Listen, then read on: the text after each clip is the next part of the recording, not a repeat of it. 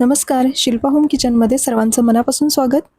एकदम सोप्या पद्धतीने रेस्टॉरंटसारखा दाल तडका घरच्या घरी कसं बनवायचं ते मी आज तुमच्याबरोबर शेअर करणार आहे.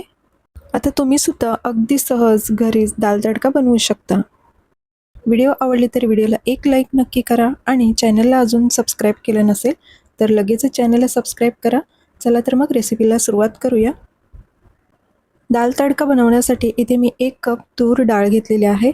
याऐवजी तुम्ही अर्धा कप तूर डाळ, अर्धा कप मूग डाळ असं सुद्धा घेऊ शकता, त्यामुळे सुद्धा छान होते. तर इथे मी संपूर्ण तूर डाळ वापरलेली आहे.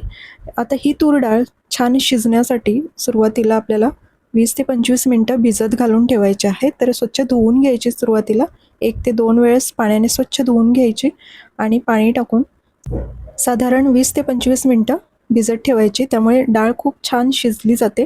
आता ही डाळ आपण कुकरमध्ये शिजवून घेणार आहोत. त्यासाठी एका कुकरमध्ये ही डाळ सगळी काढून घेतली आणि त्यामध्ये साधारण अर्धा ग्लास इतकं पाणी मी यामध्ये टाकून घेतलं.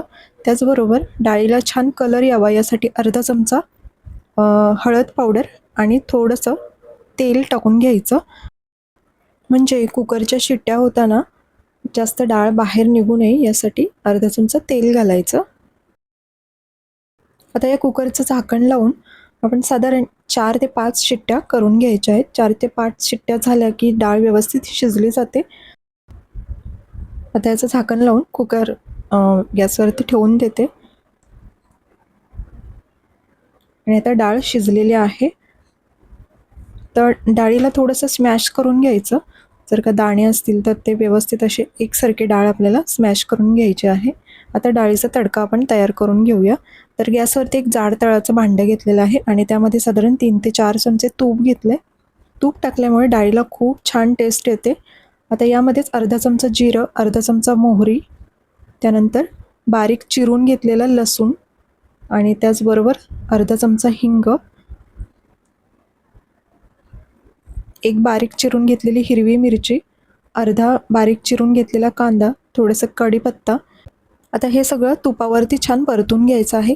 कांदा अगदी गुलाबी होईपर्यंत तुपावरती छान परतून घ्यायचा. आता हे झालेलं आहे. आता यामध्ये बारीक चिरलेला टोमॅटो, त्यानंतर अर्धा चमचा हळद पावडर, आता हे सुद्धा छान परतून घेतलं.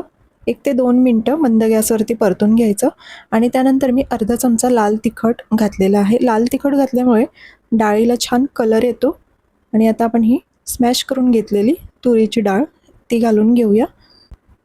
आता ही डाळ तडक्यामध्ये छान व्यवस्थित मिक्स करून घ्यायची आहे आणि थोडीशी घट्टसर वाटत आहे मला. यामध्ये थोडंसं पाणी घालून आपण थोडीशी पातळसर करून घेऊया आणि याला एक उकळी काढून छान अशी शिजवून घ्यायची आहे. आता यामध्येच आपण चवीपुरतं मीठसुद्धा टाकून घ्यायचं आहे. तर एक उकळी आलेली आहे, बघू शकता तुम्ही. डाळ आपली तयार झालेली आहे. तर ही डाळ तुम्ही अशीच सुद्धा खाऊ शकता तडका न देता, किंवा तुम्ही तडकासुद्धा देऊ शकता. तर इथे तडका पॅनमध्ये मी 3 ते 4 चमचे तेल गरम करून घेतलेलं आहे आणि त्यावरती अर्धा चमचा जिरा, थोडंसं हिंग, पाव चमचा लाल मिरची पावडर, 4 ते 5 सुक्या लाल मिरच्या आणि आता हे सगळं व्यवस्थित आपण मिक्स करून या डाळीवरती ओतायचं आहे. तर तडका गरम आहे, शिंतोडे उडण्याची शक्यता असते. तर थोडं जपूनच हा तडका ओतायचा आहे आणि पटकन झाकण द्यायचं, म्हणजे जो आतमध्ये तडका व्यवस्थित डाळीला लागला जातो. आणि तयार झालेला आहे आपला रेस्टॉरंट स्टाईल डाळ तडका. तुम्हीसुद्धा नक्की बनवून बघा. अगदी सोप्या पद्धतीने मी या व्हिडिओमध्ये डाळ तडका कसा बनवायचा हे सांगितलेलं आहे. तर तुम्हीसुद्धा नक्की ट्राय करून बघा. खूप चविष्ट लागते. या डाळीसोबत गरम गरम जिरा राईस किंवा प्लेन राईस खूप छान लागतं. या पद्धतीने तुम्ही जर दाल तडका बनवून बघितला तर अगदी रेस्टॉरंटसारखा चविष्ट असा हा दाल तडका तयार होतो. आणि यासोबत मी जिरा राईससुद्धा बनवला होता.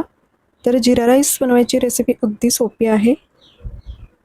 जसं बिर्याणीसाठी आपण राईस बॉईल करून घेतो तसंच बॉईल करून घ्यायचा आणि जिऱ्याचा तडका देऊन थोडा वेळ फ्राय करून घ्यायचं. तर आपला हा जिरा राईस आणि डाळ तडका तयार आहे.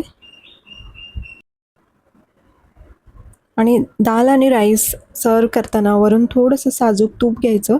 याची चव अजूनच छान लागते. तर नक्की करून बघा. कधी-कधी पोळी भाजी किंवा बाकीचं सगळं बनवायचं कंटाळा येतो, तर त्यावेळेस तुम्ही असा हा जिरा राईस आणि दाल तडकाचा बेत नक्कीच करू शकता. किंवा रात्रीच्या जेवणामध्ये काही हलकं-फुलकं खायचं असेल, तर तुम्ही हे बनवू शकता. तर आजची रेसिपी तुम्हाला कशी वाटली हे कमेंट्समध्ये नक्की सांगा. व्हिडिओ आवडली तर व्हिडिओला लाईक नक्की करा. व्हिडिओ पूर्ण बघितल्याबद्दल खूप खूप धन्यवाद. पुन्हा भेटू अशाच एका नवीन रेसिपीसोबत. Thank you.